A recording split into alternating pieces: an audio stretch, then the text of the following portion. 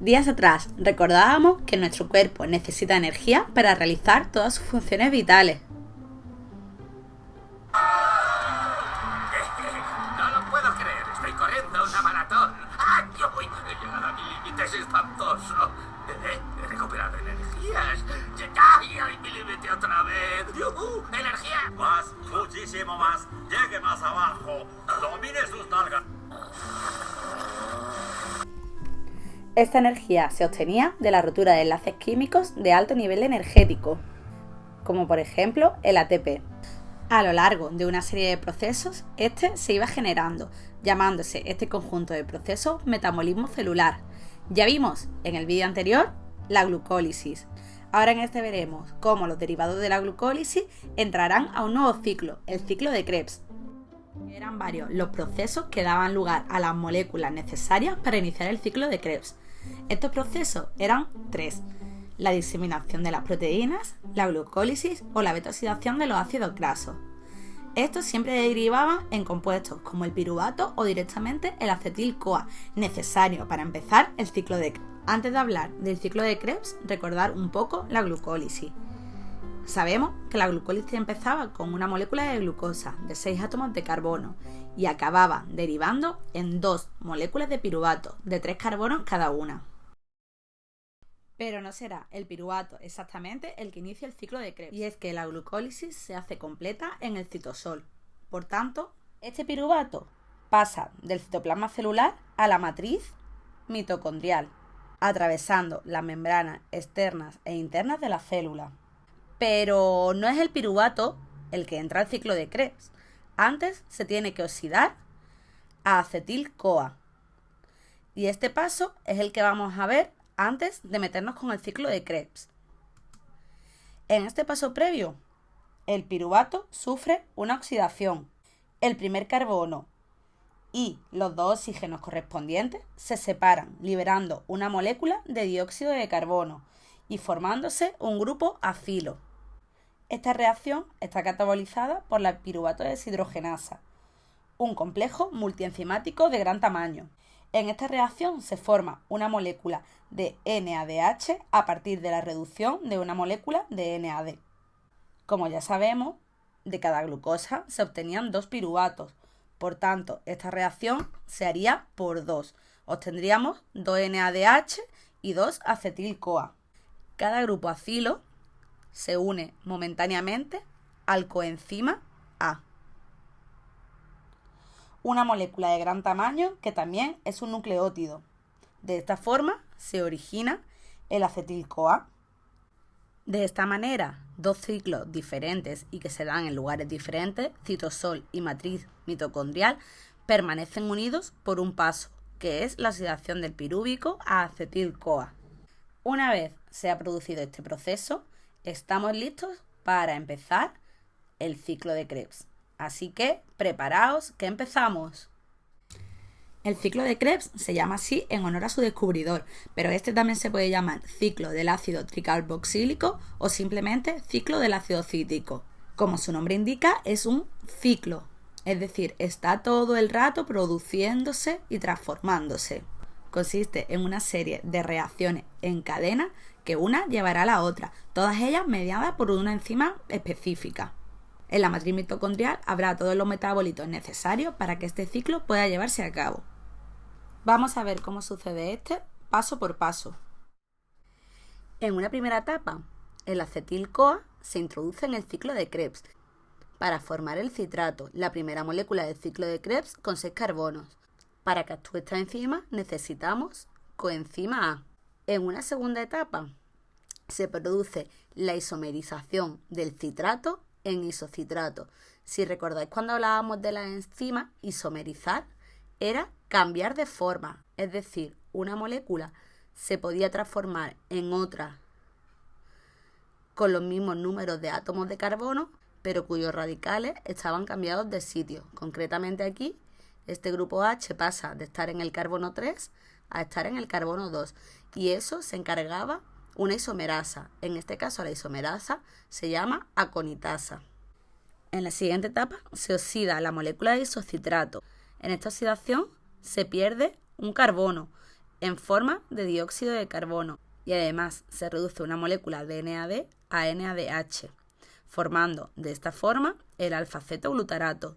La enzima que interviene es la isocitrato de deshidrogenasa, que trabaja con un NAD como coenzima. En la siguiente reacción, el alfa-cetoglutarato se vuelve a oxidar y en este caso se forma el succinil-CoA, ya que se añade un coenzima A la reacción. Al ser una oxidación, se vuelve a liberar otro carbono en forma de CO2 y se vuelve a reducir un NAD a NADH. Esto está catalizado por el alfa-cetoglutarato de deshidrogenasa, que vuelve a trabajar con un NAD como coenzima. En la siguiente reacción se produce la rotura del enlace que se había formado anteriormente con el coenzima A. Este enlace es de alto nivel energético. Posee tanta energía que es capaz de transformar un GDP a GTP. ¿Para qué nos servirá el GTP? Pues para en una reacción posterior transformar ADP a ATP. Por supuesto, al romperse el enlace se liberará la coenzima A. Esto está catabolizado por la succinil-CoA sintetasa. En la etapa 6 vuelve a haber una oxidación, en este caso de succinato a fumarato. Pero ahora la molécula que se reduce es el FAD a FADH2 mediante la succinato deshidrogenasa. Ahora, en la siguiente reacción, mediante una fumarasa se introducirá una molécula de agua, transformando el fumarato a malato mediante una hidratación. Con la etapa 8 volvemos a donde empezamos, al oxalacetato. Este se produce mediante la malato de deshidrogenasa, que reduce un NAD a NADH. Con esto terminamos un ciclo, pero se volverá a empezar el ciclo de nuevo y así todas las veces que sea necesaria para obtener la energía que necesita la célula para trabajar. Y con esta imagen resumimos las 8 etapas del ciclo de Krebs.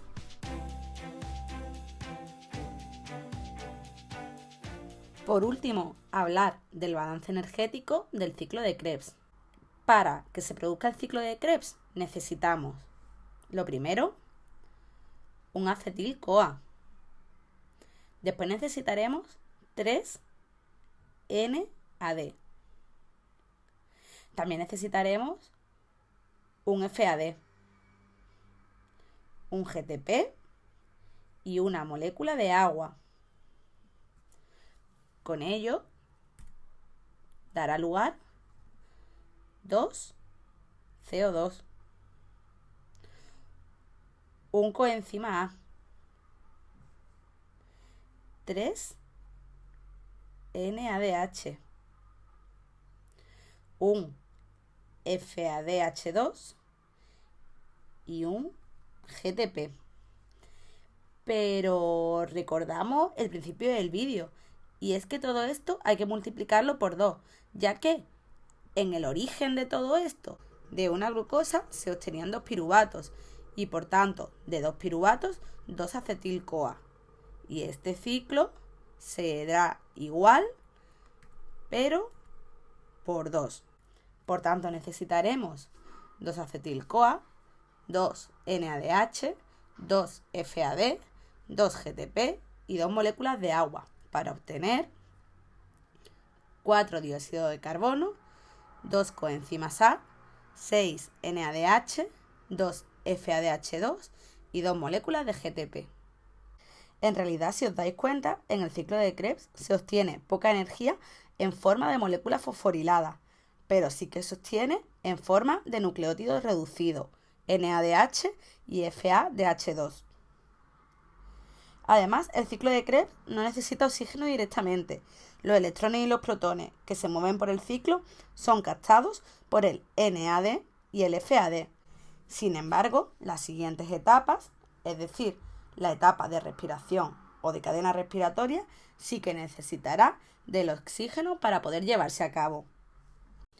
Con esto acabaríamos el ciclo de Krebs y pasaríamos a dar paso a la fosforilación oxidativa. La fosforilación oxidativa ocupará un tercer vídeo sobre el metabolismo. Antes de terminar, vamos a ver una pregunta que podría caer en algún examen, porque ya de hecho cayó en selectividad hace ya algunos años. A ver si con lo que habéis aprendido sois capaces de responderla sin escuchar la respuesta. Así que, adelante. Nos hace una pregunta referente al ciclo de Krebs. Lo primero que nos dice es que indiquemos en qué compartimento celular transcurre y que digamos si es una reacción anabólica, catabólica o anfibólica. Pues el compartimento en el que ocurre es la mitocondria. Y si queremos dejar la pregunta aún más completa, deberíamos de decir que dentro de la mitocondria ocurre en la matriz mitocondrial.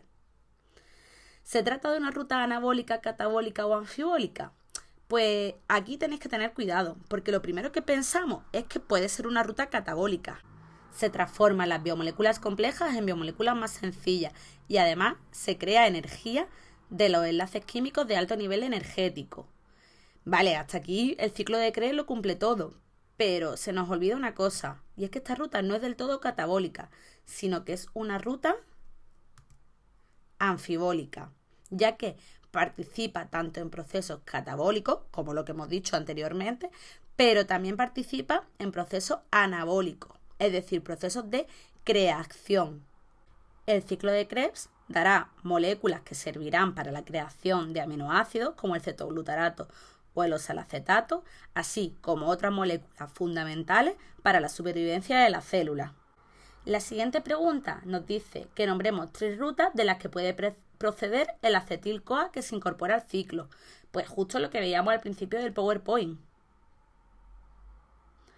¿De dónde puede proceder este acetil-CoA? Pues puede proceder de la diseminación de los aminoácidos, de la glucólisis o de la beta-oxidación de los ácidos grasos. La última pregunta nos dice que nombremos las coenzimas que participan en el ciclo recogiendo el poder reductor e indiquemos si se obtienen oxidados o reducidos. Pues estas coenzimas son ni más ni menos que el NADH y el FADH2. Estos captan los átomos de hidrógeno liberados por las moléculas oxidadas y lo transfieren a moléculas aceptoras que finalmente se reducirán. Y con esto sí que terminamos el ciclo de Krebs. En el siguiente vídeo daremos paso a la fosforilación oxidativa. Sobre este tipo de ejercicios que hemos hecho al final del vídeo, grabaré vídeos más completos resolviendo diferentes tipos de preguntas que han caído en selectividad a través de los años y en diferentes comunidades autónomas. Pero con esto es suficiente por hoy. No nos podemos ir, como no, sin despedirnos con una canción, en este caso el rap del ciclo de Krebs. Os lo dejo y nos despedimos. ¡Adiós! Rap medicina. Se condensa el acetil-CoA y el oxalacetato. Por la enzima citrato sintasa se forma el citrato. Y el citrato se deshidrata, formando el cisaconitato por la enzima conitasa. Y pasa por la misma enzima conitasa. El cisaconitato con H2O se hidrata. Y al hidratarse me forma el isocitrato. Y una oxidación forma el oxalosuccinato. Pero, ¿cuál fue la enzima de la oxidación? Isocitrato deshidrogenasa en esta ocasión. Resalto un hecho en esta acción. Los primeros 3 ATPs en esta reacción. El oxalosuccinato se descarboxila, reacción que se produce a través de la misma enzima y se convierte en alfa-cetoglutarato. No es complicado, apréndete el ciclo novato. El alfa-cetoglutarato pasa a succinil-CoA por una descarboxilación oxidativa, enzima que en este proceso tiene cabida. Alfa-cetoglutarato deshidrogenasa activa. Y en esta etapa del ciclo de Krebs se produce